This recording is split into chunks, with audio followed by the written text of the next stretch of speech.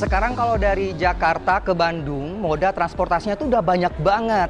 Ada kereta, travel, ada juga sekarang kereta cepat Jakarta-Bandung. Tapi yang pertama saya pengen coba dulu kereta biasa.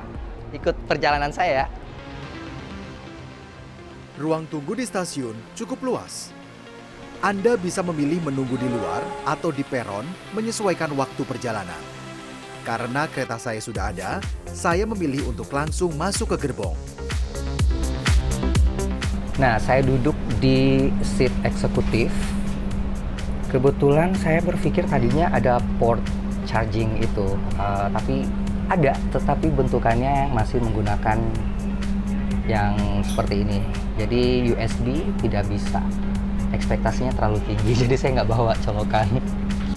Sesuai jadwal keberangkatan, kereta yang saya tumpangi mulai jalan tepat pukul 9.30 pagi.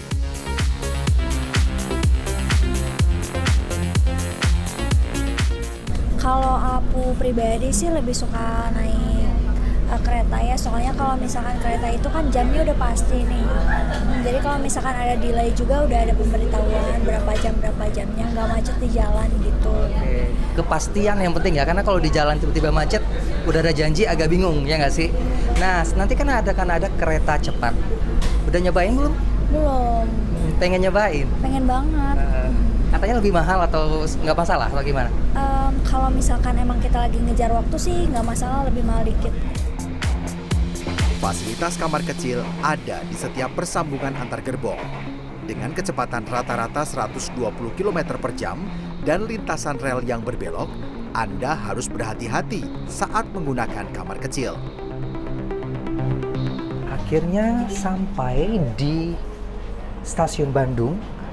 Kalau saya lihat jam sekarang menunjukkan pukul 12.33. Ini berarti agak meleset 7 menit dari estimasi kesampaian atau ketibaan.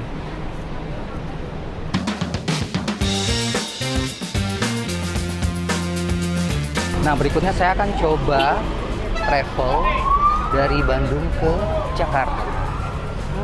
Kalau di sini dia harus melewati poolnya dulu. Ruang tunggu di Pool Paster ini terasa cukup sesak, khususnya di jam sibuk. Setidaknya 15 orang saja yang dapat duduk, sisanya menunggu shuttle di area luar. Memilih travel daripada kereta. Kalau travel sebenarnya tujuannya spesifik ya. Kalau misalnya kereta kan kita harus menuju ke stasiun tertentu tuh yang cuma sedikit. Kalau travel tuh karena saya sebenarnya orang Bogor nih, jadi kereta tuh kan harus ke Jakarta dulu baru ke Bogor. Ini ada pilihan untuk bisa ke Bogor, ke Depok dan lain-lain kayak gitu. Terus Faktor poolnya juga ngaruh ternyata ya? Faktor pool ngaruh banget sih menurut aku. Saya sudah naik di travel, berangkatnya dari Paster pukul 15.30. Kita akan lihat nanti akan sampai di jam berapa.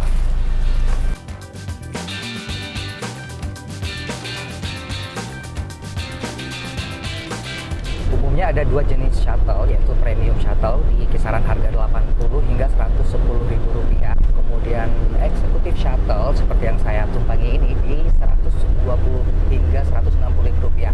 Variasinya ini biasanya tergantung dari fasilitas yang didapati, misalnya legroom yang luas atau penyanganan dari jenis kendaraan yang digunakan, atau juga mungkin dari poin pemberhentian yang kalau misalnya turun di Bandara Soekarno-Hatta dari Bandung itu biasanya jauh lebih mahal. Padatnya lalu lintas di jalan cukup menyita waktu perjalanan. Dengan kecepatan rata-rata 80 km per jam, seharusnya perjalanan bisa ditempuh dalam 2,5 jam. Namun, kemacetan membuat kecepatan shuttle rata-rata 50 hingga 60 km per jam. Akhirnya sampai di Jakarta selama 3 jam 35 menit. Ini durasi yang relatif saya katakan tidaklah normal kalau to be fair. Karena ini perjalanan dilakukan pada Minggu sore, di mana kalau menuju Jakarta itu biasanya memang padat. Yes, sudah di stasiun Halim KCIC dan saya akan mencoba kereta cepat pada pagi hari ini. Kereta pertama akan kita lihat seperti apa perjalanan yang katanya sangat singkat. Tinggal scan barcode aja nanti, tapi harus dilakukan pengecekan barang terlebih dahulu.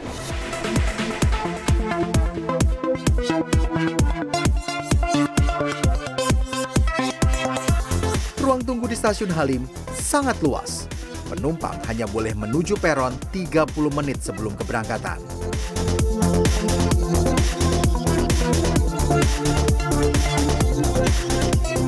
Kira-kira kedepannya akan menggunakan ini atau gimana? Tergantung harganya. Kalau misalnya harganya dia bisa menekan sampai maksimal 250.000, mungkin saya pakai kali ya. Ini masih harga promo 150. Nanti kalau di 300.000 akan kemungkinan mau naik gini nggak sih? Kalau mau ngejar waktu kemungkinan naik lagi sih. Tergantung. Faktor waktu tuh penting ya Tata ya. Penting banget. Kenapa kalau bus biasanya Apa tuh? berapa lama? Sekitar 3 jam 4 jam.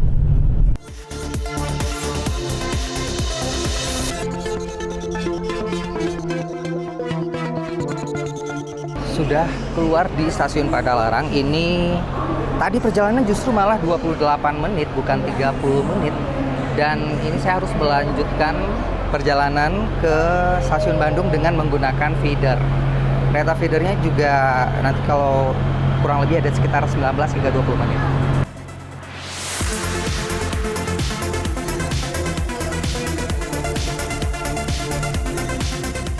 Dari perjalanan saya menjajal ketiga moda transportasi, saya mendapati perbedaan waktu yang cukup signifikan.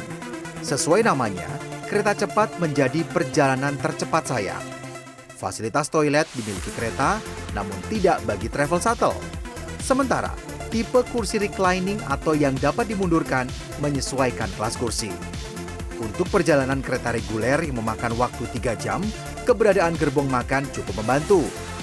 Pada kereta reguler, Anda harus naik dan turun di stasiun yang telah ditentukan. Umumnya, stasiun berada di pusat kota. Sementara pada travel shuttle, pilihan pool destinasi tersebar di setiap wilayah. Anda tinggal memilih lokasi terdekat dari tempat tinggal. Namun, pada kereta cepat bus, Anda harus memantau 2 jadwal sekaligus, yakni jadwal bus dan feeder, karena Anda harus menyambung perjalanan untuk sampai di pusat kota Bandung. Tarif yang dipatok menyesuaikan dengan durasi perjalanan dan fasilitas kelas kursi. Jadi, Anda tinggal cocokkan dengan kantong atau tingkat urgensi perjalanan. Roni Satria, Jakarta dan Bandung.